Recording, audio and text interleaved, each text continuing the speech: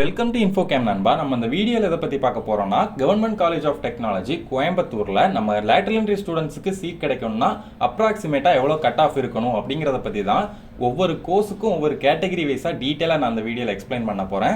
அது மட்டும் இல்லை, அந்த காலேஜ் பற்றின ஒரு சின்ன ஷார்ட் ரிவ்யூ பற்றியும் பார்த்துடலாம். அதுக்கு முன்னாடி நீங்கள் இப்போ தான் என் சேனலுக்கு ஃபஸ்ட் டைம் வரீங்கன்னா மறக்காமல் சப்ஸ்கிரைப் பண்ணிடுங்க. சப்ஸ்கிரைப் பண்ணிட்டு பக்கத்தில் இருக்க பெல் ஐக்கானை கிளிக் பண்ணி ஆளுங்கிற நோட்டிஃபிகேஷனை கொடுத்து வச்சுக்கோங்க. அப்போ தான் நான் இது மாதிரி வீடியோஸ் போட்ட உடனே உங்கள் மொபைலுக்கு நோட்டிஃபிகேஷன் வர நண்பா. சரி வாங்க நண்பா, வீடியோக்குள்ளே போகலாம். முதல்ல government college of technology Coimbatore பற்றின ரிவ்யூ பற்றி எக்ஸ்பிளைன் பண்ணிடலாம். ஸோ இந்த காலேஜ் பொறுத்தவரையில் பார்த்தீங்கன்னா தமிழ்நாட்டில் இருக்கிறதுல one of the oldest government காலேஜ்னே சொல்லிடலாம்.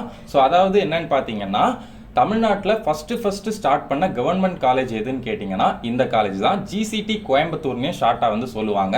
ஸோ இந்த காலேஜ் பார்த்தீங்கன்னா ஸ்டார்ட் பண்ணி கிட்டத்தட்ட 80 இயர்ஸ் ஆயிடுச்சு.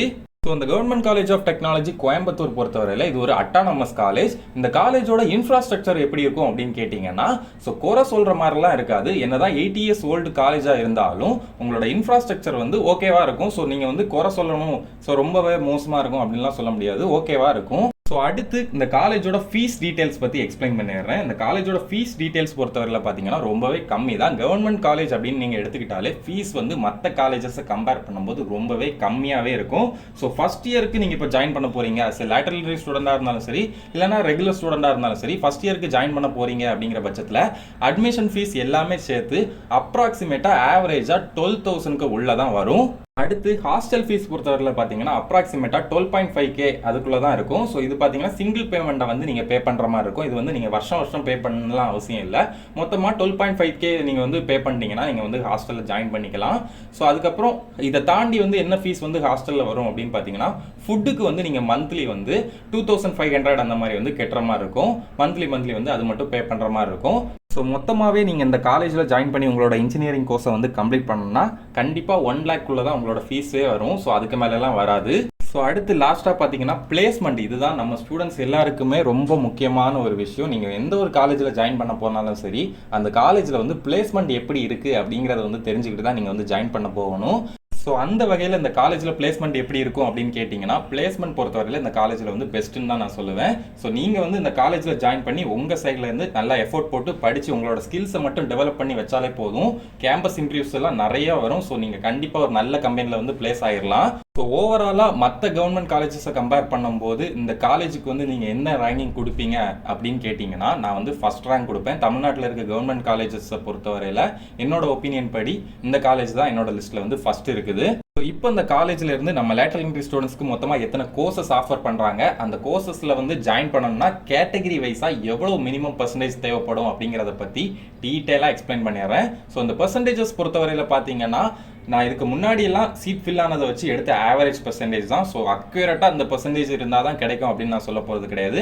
இது வரைக்கும் நடந்த அட்மிஷன்ஸோட ஆவரேஜ் பர்சன்டேஜ் தான் நான் வந்து இப்போ சொல்ல போகிறேன். ஸோ இது வந்து அப்ராக்சிமேட்டான பர்சன்டேஜ் தான். முதல்ல இந்த காலேஜ்லேருந்து நம்ம லேட்டரல் என்ட்ரி ஸ்டூடெண்ட்ஸ்க்கு மொத்தமாக எத்தனை கோர்சஸ் வந்து ஆஃபர் பண்ணுறாங்கன்னு பார்த்தீங்கன்னா, மொத்தமாக 9 கோர்சஸ் வந்து ஆஃபர் பண்ணுறாங்க. ஸோ இப்போ ஒவ்வொரு கோர்ஸுக்கும் எவ்வளோ பர்சன்டேஜ் தேவைப்படும் அப்படிங்கிறத வந்து டீட்டெயிலாக சொல்லிடுறேன். இந்த லிஸ்ட்டில் ஃபஸ்ட்டு எந்த கோர்ஸ் இருக்குன்னு பார்த்தீங்கன்னா சிவில் இன்ஜினியரிங் தான். இதோட ஷார்ட் ஃபார்ம் என்னன்னு பார்த்தீங்கன்னா சிஇ. இந்த கோர்ஸ் பொறுத்தவரையில் நீங்கள் ஓசி கேட்டகரியில் இருந்தீங்கன்னா மினிமம் 94% மேலே இருந்தாகணும்.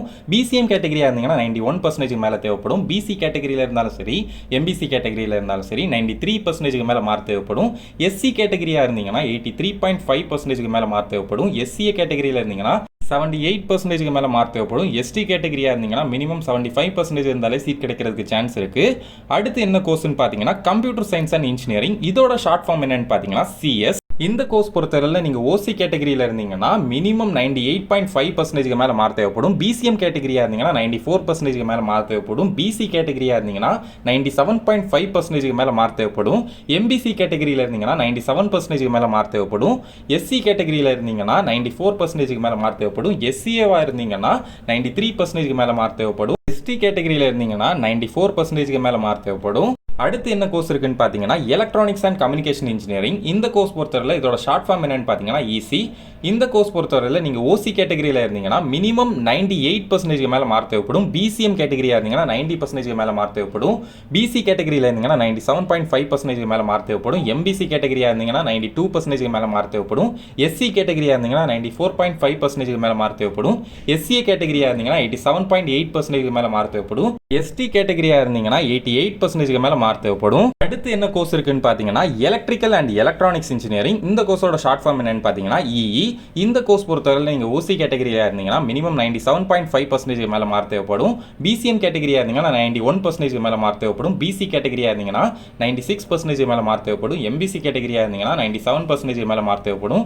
எஸ்சி கேட்டகரியாக இருந்தீங்கன்னா 93% மேலே மார்க் தேவைப்படும். எஸ்சிஏ கேட்டகரியாக இருந்தீங்கன்னா 87க்கு மேலே இருந்தாலே சீட் கிடைக்கிறதுக்கு சான்ஸ் இருக்குது. எஸ்டி கேட்டகரியாக இருந்தீங்கன்னா 90% மேலே மார்க் தேவைப்படும். அடுத்து என்ன கோர்ஸ் இருக்குன்னு பார்த்தீங்கன்னா எலக்ட்ரானிக்ஸ் அண்ட் இன்ஸ்ட்ருமெண்டேஷன் இன்ஜினியரிங். இதோட ஷார்ட் ஃபார்ம் என்னன்னு பார்த்தீங்கன்னா இஐ. இந்த கோர்ஸ் பொறுத்தவரை நீங்கள் ஓசி கேட்டகரியில் இருந்தீங்கன்னா மினிமம் 95% மேலே மார்க் தேவைப்படும். பிசிஎம் கேட்டகரியாக இருந்தீங்கன்னா 91% மேலே மார்க் தேவைப்படும். எம்பிசி கேட்டகரியாக இருந்தாலும் சரி, பிசி கேட்டகரியாக இருந்தாலும் சரி 92% மேலே மார்க் தேவைப்படும். எஸ்சி கேட்டகரியில் இருந்தீங்கன்னா 82% மேலே மார்க் தேவைப்படும். எஸ்சிஏ கேட்டகரியாக இருந்தீங்கன்னா 84% மேலே மார்க் தேவைப்படும். எஸ்டி கேட்டகரியில் இருந்தீங்கன்னா 82.8% மேலே மார்க் தேவைப்படும். அடுத்து இருக்க கோர்ஸோட நேம் என்னன்னு பார்த்தீங்கன்னா ஐபி. இதோட ஃபுல் ஃபார்ம் என்னன்னு பார்த்தீங்கன்னா இண்டஸ்ட்ரியல் பயோடெக்னாலஜி. இந்த கோர்ஸ் பொறுத்தவரை நீங்கள் ஓசி கேட்டகரியில் இருந்தீங்கன்னா 93.5% மேலே மார்க் தேவைப்படும். பிசிஎம் கேட்டகரியாக இருந்தீங்கன்னா 92.4% மேலே மார்க் தேவைப்படும். பிசி கேட்டகரியாக இருந்தாலும் சரி, எம்பிசி கேட்டகரியாக இருந்தாலும் சரி 90% மேலே மார்க் தேவைப்படும். எஸ்சி கேட்டகரியில் இருந்தீங்கன்னா 81.2% மேலே மார்க் தேவைப்படும். எஸ்சிஏ கேட்டகரியாக இருந்தீங்கன்னா 79% இருந்தாலே சீட் கிடைக்கிறதுக்கு சான்ஸ் இருக்கு. எஸ்டி கேட்டகரியாக இருந்தீங்கன்னா 80% மேலே மார்க் தேவைப்படும். அடுத்து என்ன கோர்ஸ் இருக்குன்னு பார்த்தீங்கன்னா ஐடி. இதோட ஃபுல் ஃபார்ம் என்னன்னு பார்த்தீங்கன்னா இன்ஃபர்மேஷன் டெக்னாலஜி. இந்த கோர்ஸ் பொறுத்தவரை நீங்கள் ஓசி கேட்டகரியில் இருந்தீங்கன்னா 97.9% மேலே மார்க் தேவைப்படும். பிசிஎம் கேட்டகரியாக இருந்தீங்கன்னா 97% மேலே மார்க் தேவைப்படும். பிசி கேட்டகரியில் இருந்தீங்கன்னா 96.5% மேலே மார்க் தேவைப்படும்.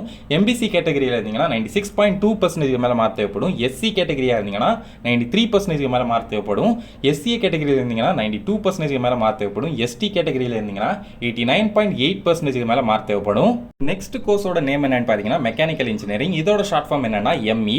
இந்த கோர்ஸ் பொறுத்தவரை நீங்கள் ஓசி கேட்டகரியாக இருந்தீங்கன்னா மினிமம் 95.5% மேலே மார்க் தேவைப்படும். பிசிஎம் கேட்டகரியில் இருந்தீங்கன்னா 92% மேலே மார்க் தேவைப்படும். பிசி கேட்டகரியில் இருந்தீங்கன்னா 95% மேலே மார்க் தேவைப்படும். எம்பிசி கேட்டகரியில் இருந்தீங்கன்னா 94.1% மேலே மார்க் தேவைப்படும். எஸ்சி கேட்டகரியாக இருந்தீங்கன்னா 92% மேலே மார்க் தேவைப்படும். எஸ்சிஏ கேட்டகரியாக இருந்தீங்கன்னா 89% மேலே மார்க் தேவைப்படும்.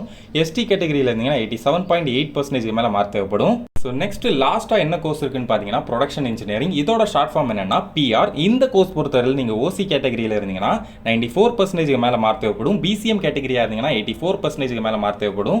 பிசி கேட்டகரியில் இருந்தீங்கனாலும் சரி, எம்பிசி கேட்டகரியில் இருந்தாலும் சரி 92% மேலே மார்க் தேவைப்படும். எஸ்சி கேட்டகரியாக இருந்தீங்கன்னா மினிமம் 75% மேலே மார்க் இருந்தாலே சீட் கிடைக்கிறதுக்கு சான்ஸ் இருக்குது. எஸ்சிஏ கேட்டகரியாக இருந்தீங்கன்னா 83% மேலே மார்க் தேவைப்படும். எஸ்டி கேட்டகரியாக இருந்தீங்கன்னா 81% மேலே மார்க் தேவைப்படும். ஸோ ஓவராலாக நம்ம லேட்டரல் என்ட்ரி ஸ்டூடெண்ட்ஸுக்கு ஒவ்வொரு கோர்ஸுக்கும் ஒவ்வொரு கேட்டகரி வைஸாக நான் வந்து எவ்வளோ பர்சன்டேஜ் மினிமம் இருந்தால் சீட் கிடைக்கிறதுக்கு சான்ஸ் இருக்குது அப்படிங்கிறத வந்து டீட்டெயிலாக எக்ஸ்பிளைன் பண்ணிட்டேன். இது மாதிரி இன்னும் நிறைய information lateral entry BR B Tech admission 2025 பற்றி தெரிஞ்சுக்கணும்னா மறக்காம நம்ம இன்ஃபோ கேம் சேனலை சப்ஸ்கிரைப் பண்ணி பக்கத்தில் இருக்க பெல் ஐக்கானை கிளிக் பண்ணி ஆளுங்கிற நோட்டிஃபிகேஷனை கொடுத்து வச்சுக்கோங்க. ஸோ அப்போ தான் நான் இது மாதிரி வீடியோஸ் போட்ட உடனே உங்கள் மொபைலுக்கு நோட்டிஃபிகேஷன் ஆகும் நண்பா. உங்களுக்கு இந்த வீடியோவில் எந்த டவுட் இருந்தாலும் கமெண்ட் பண்ணுங்க, நான் முடிஞ்ச அளவு சீக்கிரம் ரிப்ளை பண்ணுறேன். மேலும் இந்த மாதிரி யூஸ்ஃபுல்லான வீடியோஸ்க்கு மறக்காம நம்ம இன்ஃபோ கேம் சேனலை லைக் பண்ணுங்க, ஷேர் பண்ணுங்க, சப்ஸ்கிரைப் பண்ணுங்க. இந்த வீடியோ உங்கள் ஃப்ரெண்ட்ஸ் அப்புறம் ஃபேமிலி எல்லாருக்குமே ஷேர் பண்ணுங்க நண்பா. தேங்க்யூ.